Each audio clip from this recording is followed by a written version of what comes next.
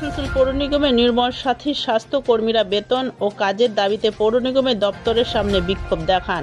আসানসোল পৌর নিগমের 106টা ওয়ার্ডের 272 জন ঠিকা স্বাস্থ্য কর্মীরা প্রত্যেক মাসে বেতন এবং কাজের দাবিতে বিক্ষোভ দেখান। তাদের দাবি, গত মে মাসে তাদের নিযুক্ত করা হয়। সেই সময় বলা হয়েছিল 3 মাসের বেতন একসাথে পাবেন, কিন্তু 4 মাস হয়ে গেলেও তারা বেতন দেওয়া হয়নি। বিভিন্ন অজুহাত দেখানো হচ্ছে। তাদের প্রত্যেক মাসে বেতন দিতে হবে এবং তাদের 26 দিন কাজের জায়গায় 21 দিন করে কাজ দেওয়া হচ্ছে। তাদের দাবি, পুরো মাসের কাজ দিতে হবে। তাদের দাবি যতক্ষণ না মানা হবে তাদের বেতন দেওয়া হচ্ছে, তারা বিক্ষোভ প্রদর্শন করবেন।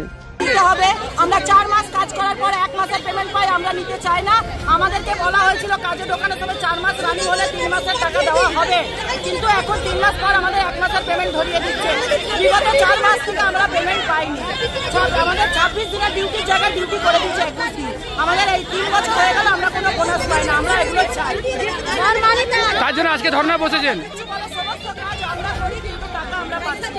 আমরা প্রতি মাসে টাকা পাওয়ার দাবি রাখছি। প্রত্যেক মাসে আমরা টাকা পাই।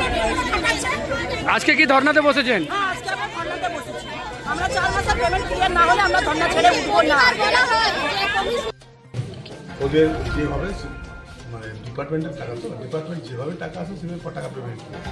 এবার এখন মনে 2 মাসের মনে হয়ে এসে গেছে 2 মাসের পেমেন্টটা পেমেন্ট করে। ওরা আমাদের সাথে বারবার দেখা করে গেছে। আমরা বলে উঠছি ডিপার্টমেন্টের ব্যাপারে যে ডিপার্টমেন্ট টাকা দেবে, তার সত্ত্বেও ওরা এটা করছে, এটা ভুল করছে।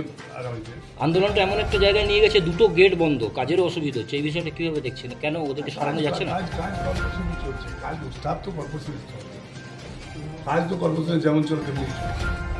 ওটা ছেলে মানুষ আসা যাতায়াতও করছে। ওদের বকেয়াটাকে ওরা পেয়ে যাবে এমনটাই। একদমই বকে এতদিন থেকে তো কাজ করতে আসছে, পেতে আসছে।